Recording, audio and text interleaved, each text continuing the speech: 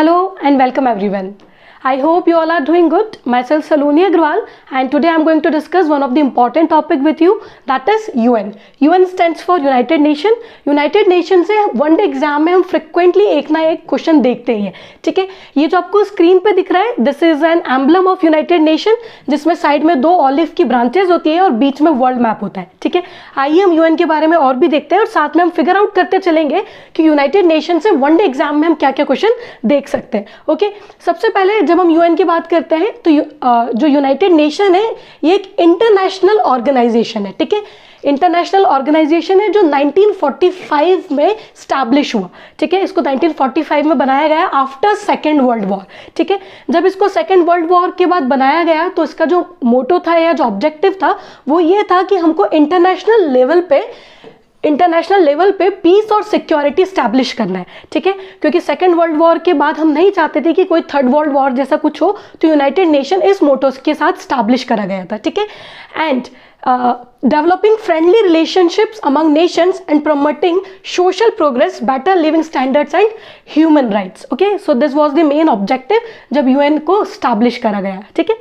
ठीक है, ये थियोरेटिकल पार्ट था, बट पता होना चाहिए. अब कुछ फैक्चुअल पार्ट जो हम यूनाइटेड नेशन में से एक्सपेक्ट कर सकते हैं, दैट इज कि हम इसको इनफॉर्मली कई बार यूनाइटेड नेशन ऑर्गेनाइजेशन भी बोलते हैं, जिसको हम यूएनओ के नाम से जानते हैं.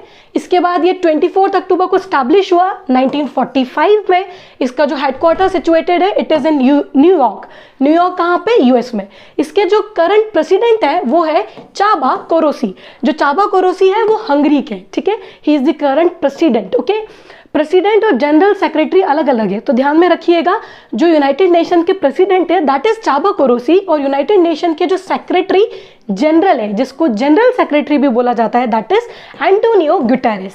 ठीक है, एंटोनी गुटेरेस पोर्टुगल के हैं और जबकि चाबा कोरोसी हंगरी के हैं. तो जितनी भी अभी वन डे एग्जाम्स चल रही हैं या जो आने वाली है उसमें ये आपसे क्वेश्चन पूछा जा सकता है कि करंट प्रेसिडेंट कौन है. ठीक है, उसके बाद अभी जो यूनाइटेड नेशन में टोटल मेंबर्स है दैट इज 193, एंड जो 193rd मेंबर है जो यूनाइटेड नेशन में ऐड हुआ है that is south Sudan. And south Sudan is a country which is situated in African continent. ठीक है, तो हमको ये भी याद रखना है कि साउथ सुडान कहाँ पे सिचुएटेड है, कहाँ पे है? अफ्रीकन कॉन्टिनेंट में. तो ये बहुत सारे वन लाइनर फैक्ट्स हैं जो कि आपके एग्जाम में पूछे जा सकते हैं. मूविंग ऑन, यूनाइटेड नेशन में देयर आर 6 मेन ऑर्गन्स. ठीक है, यूनाइटेड नेशन के अंदर में 6 मेन ऑर्गन्स हैं, जिसमें से यहाँ पे भी 5 लिखे हैं. सबसे पहला जनरल असेंबली, दूसरा सिक्योरिटी काउंसिल, तीसरा इकोनॉमिक एंड सोशल काउंसिल जिसको इकोसॉक बोला जाता है, ट्रस्टीशिप काउंसिल, सेक्रेटेरिएट. ये जितने भी 5 ऑर्गन्स है ये सब इनके जो हेडक्वार्टर्स है ये सारे न्यूयॉर्क में सिचुएटेड है. सब कहाँ पे सिचुएटेड है? न्यूयॉर्क में. लेकिन जो 6th प्रिंसिपल ऑर्गन है यूएन का, जिसको हम बोलते हैं international court of justice, it is located in Hague. Hague कहाँ पे सिचुएटेड है? नेदरलैंड में. और नेदरलैंड कहाँ पे? यूरोप कॉन्टिनेंट में. ठीक है, तो 5 and this is the 6th one. 5 जो है वो सारे न्यूयॉर्क में सिचुएटेड है. अब वन डे एग्जाम के लिए या थोड़ा बहुत हमको पता होना चाहिए कि इन प्रिंसिपल ऑर्गन्स के फंक्शन क्या क्या है. जैसे अगर मैं आपको शॉर्ट में बताऊं तो जनरल असेंबली जो है इसमें अलग अलग कंट्रीज के हेड्स आके मिलते हैं और जितने भी जनरल इश्यूज होते हैं उन पे डिबेट्स और डिस्कशंस होते हैं.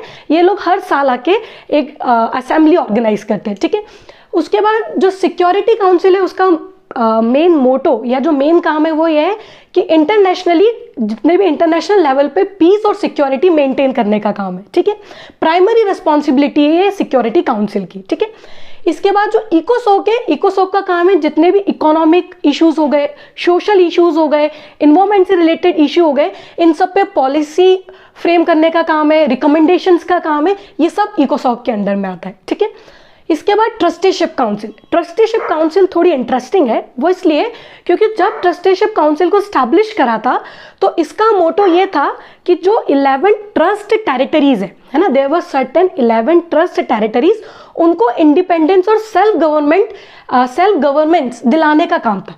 जब उन 11 ट्रस्ट टेरिटरीज को इंडिपेंडेंस मिल गई 1994 में, तो ट्रस्टीशिप काउंसिल ने अपने जो ऑपरेशन से उसको सस्पेंड कर दिया.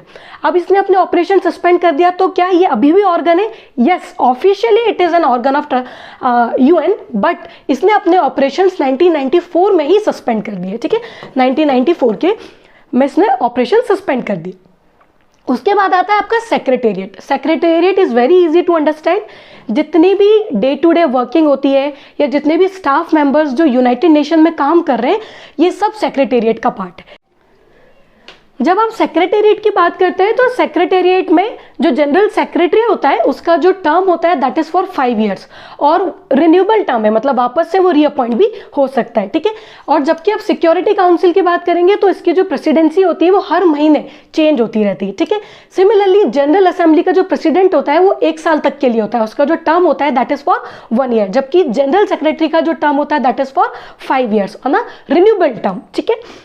इसके बाद अगर हम इंटरनेशनल कोर्ट ऑफ जस्टिस की बात करें तो इंटरनेशनल कोर्ट ऑफ जस्टिस में जो आईसीजी है, इसमें जो जजेस का पैनल है उसमें देयर आर 15 जजेस, ठीक है। 15 जजेस होते हैं, इनका जो टर्म होता है दैट इज फॉर 9 years। इनको अपॉइंट कौन करता है? जनरल असेंबली और सिक्योरिटी काउंसिल, ठीक है। अब बात आती है कि जितने भी हमने प्रिंसिपल ऑर्गन्स देखे, इसमें से जो मोस्ट एक्सपेक्टेड क्वेश्चन है वो सिक्योरिटी काउंसिल से बनने के चांस होते हैं। क्यों?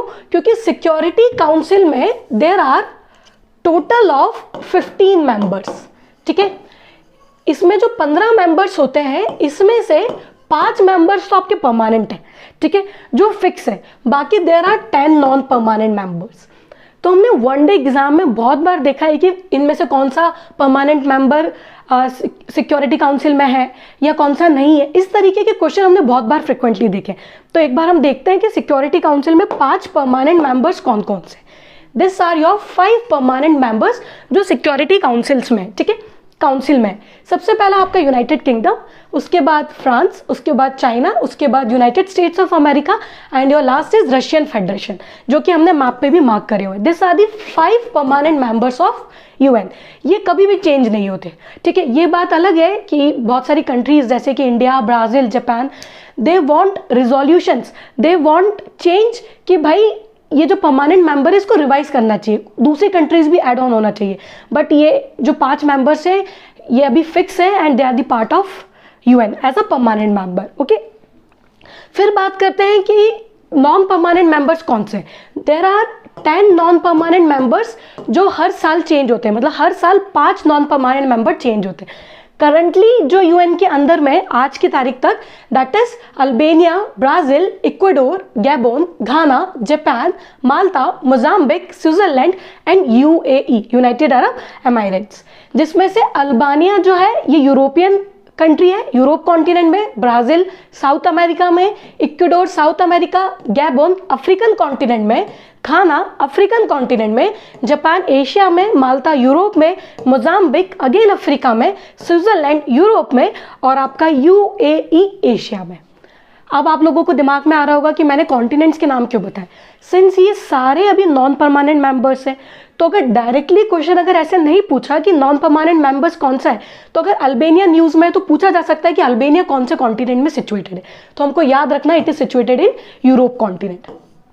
फिर अगर क्वेश्चन इंडिया के रिस्पेक्ट में बनता है, क्या इंडिया कभी नॉन परमानेंट मेंबर का पार्ट रहा है? Of course yes. जिसमें जो लास्ट हमारी मेंबरशिप थी वो हमारी मेंबरशिप 21 से 22 तक थी, और जब हम 21 से 22 तक नॉन परमानेंट मेंबर थे तो हम 8th टाइम मेंबर बने थे। 8th टाइम मेंबर बने थे, मतलब इसके पहले हम 7 बार और रह चुके। और सबसे पहली बार जब इंडिया मेंबर बना था that was in the year 1951 में, ठीक है। सो यस, इंडिया ने जो अपनी मेंबरशिप है वो भी 2022 में ही कंप्लीट हुई है और currently this are the members, ठीक है। हर साल 5 new non permanent members appoint होते हैं, तो इस तरीके से पूरी साइकिल चलती रहती है, ठीक है। तो please keep this point in mind कि यूएनएससी में there are 5 permanent and 10 non permanent members, ठीक है। This is an important point. एक और है कि भाई यूएन की लैंग्वेजेस क्या है। तो यूएन में देयर आर ऑफिशियल लैंग्वेजेस, तो उसमें से ऑफिशियल लैंग्वेजेस में से जो आपकी वर्किंग लैंग्वेज है, जो डे टू डे वर्क में यूज करी जाती है, that is English and French, ठीक है। जो अदर लैंग्वेजेस है official, this are Chinese, Arabic, Russian and Spanish, ठीक है। अगेन इस पे भी डिमांड है कि दूसरी नई लैंग्वेजेस भी इसमें इंट्रोड्यूस करी जानी चाहिए, but there are only as of now there are only 6 official languages of UN, ठीक है। So these are some important points with respect to UN and please अपने नोट्स बना लीजिएगा और इसको रिवाइज करते रहिएगा। Will meet you in the next video.